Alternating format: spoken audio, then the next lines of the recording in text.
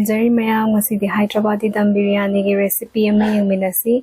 mayam na susoy na pambi kani hai na khali mayam yang taminarasi tilhau su soy ba loi jare ko tilhau che chang mana na phajana soy na batau se kai gumba soy da chang mana gande da na aduna slicer ama pair ga sit pa adu tau ba yai ko tilhau thada jar ke ko thau su sara bani na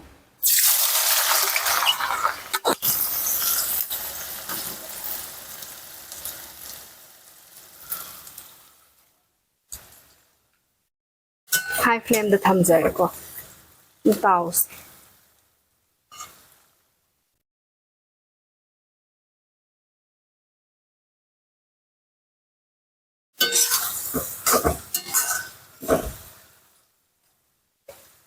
yam kan na suka han gum si ko ma se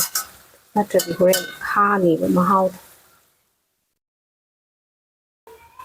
mayam na tilau taw na ba thau lo bi ba matam be refine hoina lo bi yo acha thau lo bi galo acha thau ti biryani ba season na de ko aduga aina lo jari ba tilhau se achau ba mari ne ba ko mayam so mari season na bi yo aduga aina thong doi ba chicken sinau kg ama makhai ki chicken ne ba ko imung mi yam bai matung ina sum lo ba ai ko ching na khara han tha han ba ai sa yam cha ba pa ma ga di aduga chang chap mana na sa kg ama makhai lo di ching su kg ama makhai lo ba kai su kai de ba tilhau sina sumaina kaitang ka sen ba haidi machu ola ko golden brown color ola ko matam do thum khara happy house ko evenly haidi mana na kaino taw na ba machu do chat na ba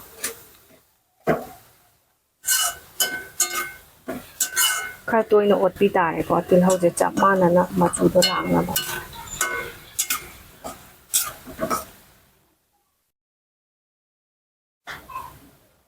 tilhau se ho ti yarani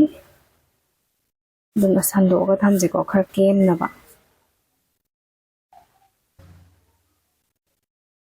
tilhau taw bo loi sare tilhau se khara in thari ne da mathangi process am tawrasi ko biryani thongga da ba kon da lo sare biryani thong ma tam da heavy bottom lo bi ko yamna tha ba maning do yam tha ba kon ma lo bi na tradi biryani se he ka sile na min hai ba yawi da na athaba laitraga na khoi gi frying pan gumba season na draba na traga season ri bo su makha da thamse ba ko chicken marination to se hojiti red chili powder do 1 tablespoon hapchare ko ginger garlic paste am hapase ko yum na sem chi ko dukan dai to season na gum se mari hapchare spoon chobo magi mari hapchare moro te po do kupna soido ga spoon am no zare ko pena lawi ba yen du gi changda thumda namna ba happy rasi duga machu sina ga sai koina moro angang ba lo ke ba spoon do adu gi ama happy ko garam masala chamas achobam lo zare jira powder so spoon achobam lo zare adigo maru so ba spoon achobam lo re zira mapum do chamas tangkhai ma hapchare cinnamon stick lo zare tangkhai thu dek chare long shu mari lo zare saffron do khara maga lo zare si hap da magi taste yam henga de ba ko leiraga di happy you skip to di hining da bane do bu leiraga di kari upai le natra star and stone hapchen jarake musida mana kupa ama mukha da piro adigo mana su chamana na lo biro ilaichi macha ong ko aina kabak kabak su doctor re do hapcharage sangoma phamba cup ama lo zare mix tawrasika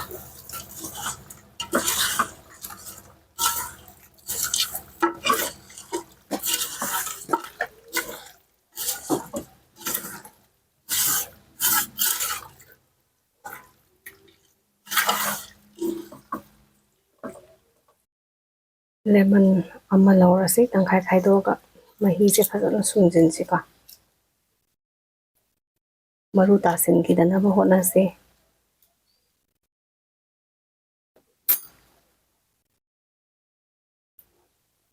maru ya de hoen cha ba theng nam do haw te dana ka ꯐꯖꯅ ꯁꯨꯝꯖꯤꯟꯖꯔꯦ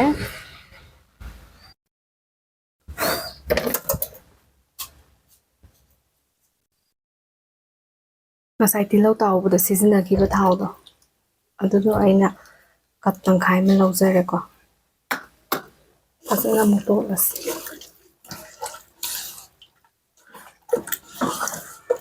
ꯇꯤꯜꯍꯧ ꯇꯥꯎꯈꯤꯕ ꯊꯥꯎ ꯂꯧꯔꯤ ꯃꯔꯝꯁꯦ ꯍꯥꯏꯗꯤ ꯉꯁꯥꯏꯒꯤ ꯃꯅꯝ ꯅꯨꯡꯁꯤꯕ ꯃꯌꯥꯝꯗꯣ ꯊꯥꯎꯗꯨꯗ ꯌꯥꯎꯔꯕꯅꯤꯅꯀꯣ ꯁꯤꯖꯤꯟꯅꯔꯤꯅꯦꯕꯀꯣ ꯑꯗꯨꯅ ꯁꯤꯁꯦ ꯑꯦꯠꯂꯤꯁ ꯌꯥꯝꯗ꯭ꯔꯕꯗ ꯄꯨꯡ ꯑꯃꯃꯨꯛ ꯃꯦꯔꯤꯅꯦꯠ ꯇꯧꯁꯦꯕ ꯀꯩꯒꯨꯝꯕ ꯌꯥꯝꯅ ꯊꯨꯕ ꯑꯣꯏꯗ꯭ꯔꯒꯗꯤ ꯍꯣꯜ ꯅꯥꯏꯠ ꯃꯦꯔꯤꯅꯦꯠ ꯇꯧꯔꯁꯨ ꯌꯥꯏꯀꯣ ꯑꯗꯨ ꯑꯣꯏꯇꯥꯔꯗꯤ ꯐ꯭ꯔꯤꯖꯇ ꯊꯝꯕꯤꯕ ꯇꯥꯕ ꯐꯔꯦ ꯃꯈꯥ ꯆꯠꯊꯔꯁꯤ ꯁꯤꯁꯦ ꯑꯩꯈꯣꯏꯅ ꯉꯁꯥꯏ ꯇꯥꯎꯈꯤꯕ ꯇꯤꯜꯍꯧꯗꯨꯅꯦꯕꯀꯣ ꯁꯤꯁꯦ ꯑꯩꯈꯣꯏ ꯍꯧꯖꯤꯛ ꯃꯦꯔꯤꯅꯦꯠ ꯇꯧꯕꯁꯤꯗ ꯈꯔ ꯍꯥꯞꯁꯦꯕꯀꯣ ꯑꯌꯥꯝꯕ ꯆꯥꯡꯗꯤ ꯁꯔꯨꯛ 3 ꯊꯣꯛꯄꯒꯤ ꯃꯅꯨꯡꯗ 2 ꯃꯦꯔꯤꯅꯦꯁꯟꯁꯤꯗ ꯍꯥꯞꯆꯤꯜꯂꯅꯤ ꯑꯗꯨꯒ ꯑꯃꯁꯤꯅ ꯍꯣꯔꯦꯟ ꯂꯦꯌꯔꯤꯡ ꯇꯧꯕꯗ ꯍꯥꯞꯁꯦꯕꯀꯣ ꯐꯖꯅ ꯅꯩꯈꯥꯏꯕꯤꯔꯣ ꯐꯖꯅ ꯀꯦꯝꯃꯦꯀꯣ ꯑꯃꯨꯛꯇꯪꯒ ꯃꯊꯛ ꯃꯈꯥ ꯑꯣꯟꯊꯣꯛꯁꯦ ꯐꯖꯅ ꯇꯣꯠꯁꯦ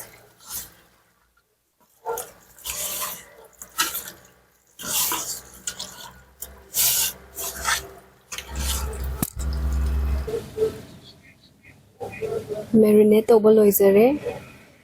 ꯑꯗꯨꯅ ꯑꯩꯈꯣꯏ ꯉꯥꯛꯇꯪ ꯀꯨꯞꯁꯤꯜꯂꯒ ꯊꯝꯁꯦꯀꯣ ꯄꯨꯡ ꯑꯃꯃꯨꯛꯀꯨꯝꯕ ꯊꯝꯁꯦ ꯕꯥꯁꯃꯇꯤ ꯂꯣꯡ ꯒ꯭ꯔꯦꯟꯗꯣ ꯑꯩꯅ 3 ꯀꯞ ꯂꯧꯖꯔꯦꯀꯣ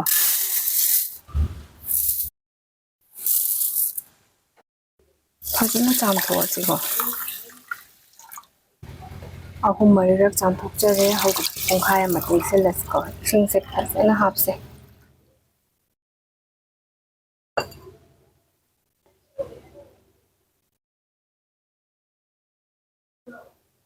ꯌꯥꯔꯦ ꯄꯨꯡꯈꯥꯏ ꯑꯃ ꯇꯤꯡꯁꯤꯜꯂꯁꯤ ꯀꯣꯟ ꯑꯆꯧꯕ ꯑꯃ ꯂꯧꯖꯔꯦ ꯏꯁꯤꯡ ꯁꯥꯕ ꯍꯧꯔꯛꯑꯦꯀꯣ ꯁ꯭ꯄꯨꯟ ꯑꯆꯧꯕ ꯑꯃ ꯊꯥꯗꯔꯒꯦ ꯒꯣꯜꯃꯦꯔꯤꯁ ꯃꯔꯨꯗꯣ 10 ꯑꯃ ꯊꯥꯗꯖꯔꯦ ꯖꯤꯔꯥ ꯃꯄꯨꯝꯗꯣ ꯇꯪꯈꯥꯏ ꯑꯃ ꯍꯥꯞꯆꯔꯦ ꯂꯣꯡꯁꯨ 4-5 ꯑꯃꯒ ꯂꯧꯖꯔꯦ ꯁ꯭ꯇꯥꯔ ꯑꯦꯅꯤꯁ ꯑꯃ ꯑꯗꯨꯒ ꯑꯆꯧꯕ ꯏꯂꯥꯏꯆꯤ ꯑꯃꯨꯕꯗꯣ 2 ꯍꯥꯞꯆꯔꯦ ꯑꯗꯨꯒ ꯖꯥꯒꯤꯇ꯭ꯔꯤ 2ꯅꯦ ꯑꯗꯨꯒ ꯗꯥꯜꯆꯤꯅꯤ ꯃꯀꯛ ꯑꯃꯅꯦ ꯑꯗꯨꯒ ꯏꯂꯥꯏꯆꯤ ꯃꯆꯥꯗꯣ 3 ꯑꯃꯒ ꯍꯥꯞꯆꯤꯟꯖꯔꯒꯦ ꯅꯨꯡꯁꯤꯗꯥꯛꯀ ꯐꯗꯤꯒꯣꯝꯒꯁꯦ ꯈꯨꯕꯥꯛ 2 ꯍꯥꯞꯆꯤꯟꯖꯒꯦꯀꯣ ꯊꯨꯝ ꯉꯁꯥꯏ ꯑꯩꯈꯣꯏꯅ ꯍꯥꯞꯈꯤꯕꯗꯣ ꯋꯥꯠꯂꯤ ꯋꯥꯠꯇꯦꯗꯣ ꯃꯔꯛꯇ ꯇꯦꯁ ꯇꯧꯔꯒ ꯌꯦꯡꯕꯤꯌꯨꯀꯣ ꯊꯨꯝ ꯅꯝꯅ ꯍꯥꯞꯁꯦ ꯅꯠꯇ꯭ꯔꯒꯗꯤ ꯆꯦꯡꯗꯣ ꯊꯨꯝ ꯑꯃꯠꯇ ꯆꯨꯔꯣꯏꯌꯦꯕꯀꯣ ꯊꯥꯎ ꯈꯤꯇꯪ ꯍꯥꯞꯆꯤꯟꯖꯒꯦꯀꯣ ꯉꯁꯥꯏ ꯑꯩꯈꯣꯏꯅ ꯃꯔꯣꯏ ꯇꯥꯎꯈꯤꯕ ꯊꯥꯎꯗꯨꯅꯤꯀꯣ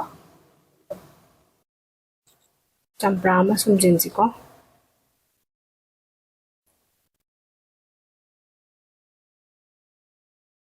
ꯑꯗꯨꯒ ꯑꯩꯈꯣꯏ ꯁꯤꯁꯨ ꯍꯥꯞꯆꯤꯟꯈ꯭ꯔꯁꯦ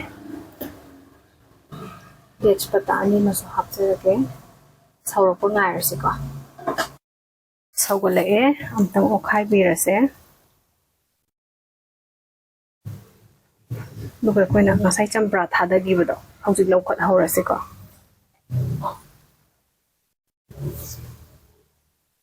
ꯍꯧꯖꯤꯛꯇꯤ ꯕꯤꯔꯌꯥꯅꯤꯒꯤ ꯆꯦꯡ ꯍꯥꯞꯅꯕ ꯇꯧꯔꯁꯦ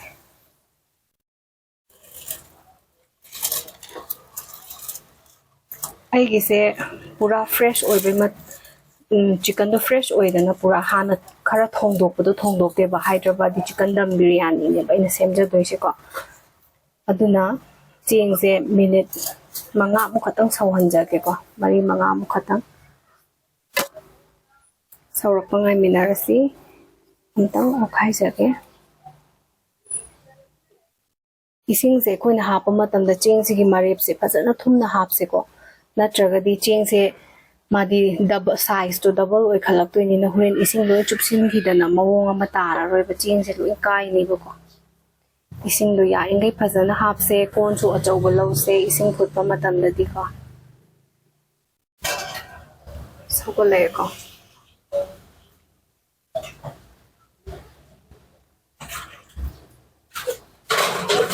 ꯉꯥꯛꯇꯪ ꯊꯝꯈꯤꯒꯦ ꯃꯤꯅꯤꯠ 3 ꯃꯨꯛꯇꯤ ꯐꯥꯔꯦꯀꯣ ꯁꯧꯔꯛꯏꯁꯦ ꯁ꯭ꯇꯦꯞ ꯕꯥꯏ ꯁ꯭ꯇꯦꯞ ꯑꯁꯨꯝ ꯎꯠꯆꯔꯛꯀꯦ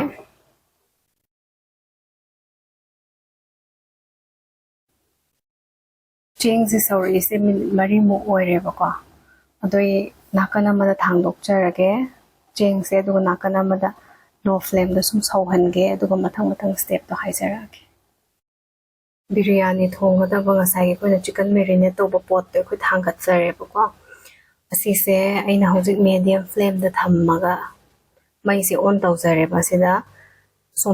ꯁꯣꯝ ꯅꯥꯀꯟꯗ ꯆꯦꯡꯁꯦ ꯁꯧꯔꯤꯁꯦ ꯍꯥꯞꯆꯤꯟꯁꯦꯕꯀꯣ ꯐꯥꯔꯁ ꯂꯦꯌꯔ ꯇꯧꯁꯦꯕ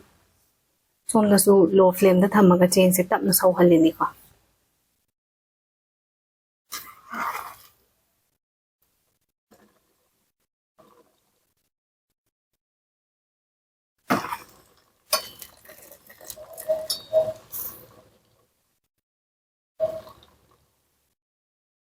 ꯑꯗꯨꯒ ꯁꯤꯁꯦ ꯂꯣꯗ ꯊꯝꯃꯁꯦ ꯐ꯭ꯂꯦꯝꯁꯦꯀꯣ ꯑꯗꯨꯒ ꯁꯣꯝ ꯆꯦꯡꯁꯦ ꯁꯨꯝ ꯇꯞꯂꯤ ꯁꯨꯝ ꯁꯧꯍꯟꯁꯦ ꯃꯤꯅꯤꯠ ꯑꯁꯤ ꯃꯈꯨꯝ ꯀꯨꯞꯁꯤꯜꯂꯅꯤ ꯍꯧꯖꯤꯛ ꯑꯗꯨꯒ ꯃꯤꯅꯤꯠ 5 ꯂꯩꯔꯒ ꯆꯦꯡ ꯑꯃꯨꯛ ꯍꯥꯞꯇꯣꯏꯅꯤꯀꯣ ꯃꯊꯪ ꯃꯈꯨꯝ ꯀꯨꯞꯁꯤꯟꯖꯔꯦ ꯃꯩꯗꯣ ꯃꯦꯗꯤꯌꯝꯗ ꯑꯃꯨꯛ ꯊꯥꯔꯦꯀꯣ ꯃꯤꯅꯤꯠ 4-5 ꯉꯥꯏꯃꯤꯟꯅꯈꯤꯁꯤ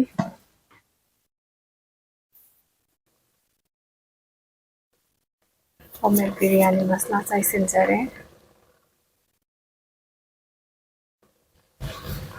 ꯑꯩꯈꯣꯏꯅ ꯈꯥꯛꯆꯕ ꯉꯁꯥꯏꯒꯤ ꯇꯤꯜꯍꯧ ꯑꯇꯥꯎꯕ ꯑꯃꯨꯛ ꯆꯥꯏꯁꯤꯟꯖꯔꯦ ꯅꯨꯡꯁꯤꯗꯥꯛ ꯃꯅꯥ ꯐꯗꯤꯒꯣꯝ ꯃꯅꯥ ꯁꯤꯁꯦ ꯄꯤꯌꯣꯔ ꯘꯤꯗꯨꯅꯦꯀꯣ ꯃꯌꯥꯝ ꯄꯤꯌꯣꯔ ꯘꯤꯅꯗꯤ ꯌꯥꯝ ꯍꯥꯎꯕꯁꯨ ꯍꯦꯜꯂꯦ ꯑꯗꯒꯤ ꯃꯅꯝꯁꯨ ꯌꯥꯝ ꯅꯨꯡꯁꯤꯕ ꯂꯦꯌꯔꯤꯡ ꯑꯃꯃꯨꯛ ꯇꯧꯖꯔꯦ ꯃꯩꯗꯣ ꯂꯣꯗ ꯊꯝꯃꯒ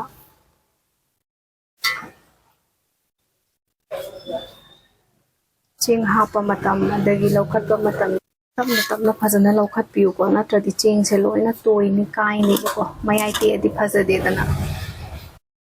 ꯆꯦꯡ ꯁꯧꯍꯟꯈꯤꯕ ꯏꯁꯤꯡꯗꯣ ꯑꯩꯈꯣꯏꯅ ꯀꯞ ꯑꯃ ꯂꯧꯊꯣꯛꯆꯔꯦꯕ ꯑꯗꯨꯒ ꯁꯤꯗ ꯘꯤꯁꯦ ꯁ꯭ꯄꯨꯟ 2 ꯍꯥꯞꯆꯒꯦꯀꯣ ꯑꯗꯨꯒ ꯏꯁꯤꯡ ꯁꯥꯕꯨꯡ ꯇꯧꯕꯁꯤꯗ ꯃꯤꯛꯁ ꯇꯧꯔꯁꯦ ꯘꯤꯗꯣ ꯍꯧꯖꯤꯛꯇꯤ ꯇꯨꯝꯈ꯭ꯔꯦꯀꯣ ꯑꯗꯨꯅ ꯑꯩꯈꯣꯏ ꯕꯤꯔꯌꯥꯅꯤꯗ ꯆꯥꯏꯁꯤꯜꯂꯁꯦ biryani masala chaisilase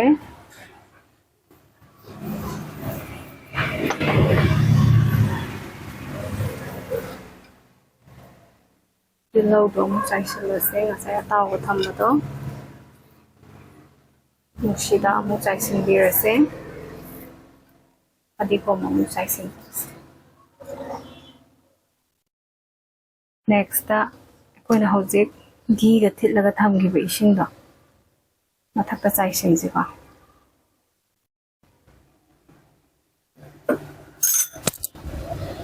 hojikti maninda mulhanna bai khoi aluminium foil amana phasana manin chatana kupsilasiko na thekchilase duga makhumse hapchinbirasiko mathakta arumba morokon oigera kaigumba seasonaba paknam tawde seasonaba nunggumba leiraga sosum aduna kupsinbiro mathakta nung arumba chakhumde he seasonaba mathammeba koina aduna nansinjare aina paknam he tawde seasonaba frying pan neba sise ko maithakta thangatpagi ataidadi seasonadreba adudo thangatjare maramde ai biryani gi konse maningse khaitang paiyebako aduna haidi chance amta longingdaba haitare yam kanna paruba budi nate adubo aina double layer tawbase idi sum pamjayebako adun double layer tawrage khangse an high heat ta phasana sahalase frying pan se aduga sigi mathakta ngasai gi khoi biryani gi konda mu thangjinse biryani dong jing nakana mada pura low flame da mai liri tharaga dam tawri ko hangsinjarage sumaina chap chana balawbiu ko maningse yam nungai bane sina medium to low flame da hojikti 30 minutes thambirase ko mar ta lekhat leitha sum sanabi biyai aduga ko biryani se mullani high heat minute kara thame ko manin su phasana kare manin karoidaba mun loidaba yam man maneba adu wechul naw singa sum mun bale ma'am try तौबियो हौजिति लेथारगा अखोय अमु थमसे Aluminium foil he cook khibadagi ko 30 minutes se compulsory thamseba biryani munboy ne ko raita gi preparation to horase ko biryani thongdi raita di compulsory oidana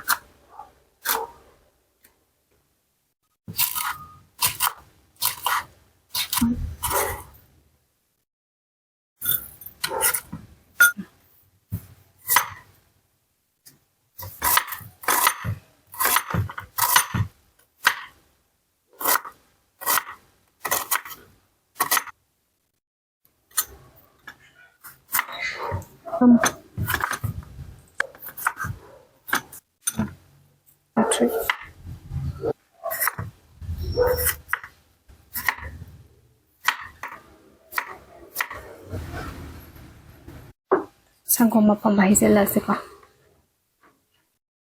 moro angang mo kathada birasi optional ni moro yam pambidragadi ngasai green chili dana yare thumsu okadaba changda lobiro kabo kabo ngautoga suba lorba zira do khara hapiro phadigonga nungsi daka black salt chat masala su khara thada jare next aurase loisare hauzik biryani plating tawnaba tawjarage hangdoga check tawrase ko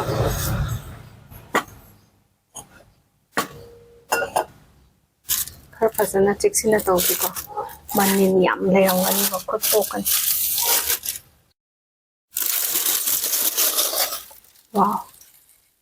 madam ka khunu siya man he chu naw mayam chak se yin se phasana fresh oire ko amata tek tre ko hauzik thidok na batawrage biryani se minute mari manga dang rest taw khalle ko hek hangdoga manam se amuka hena nungsinamba mahaw khor yamna hena leina bako ghi amuk mathakta hapchare si amuk ot khai si ko sigi chak thidok pase mai niyom khar laye bako haidi chak se khuina kai hal ge har budi kaisu nate dana ko ado kai hal loi ge phasana kaino tawge hai taraga di khoina tapna sumaina fork am pairaga ko tawbiba haidi food color di hapchadre ko ichilnaw na pambi batagade sum hapiu kaisu kaide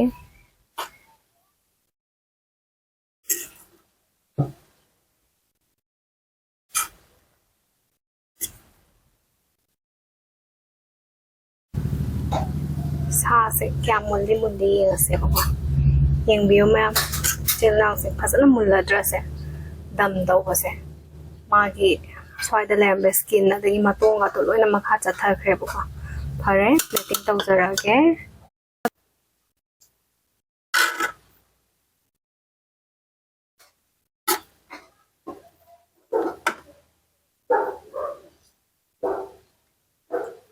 mayamna swagi recipe sibu pambi bataragadi like share comment subscribe to ko pawbiram ganu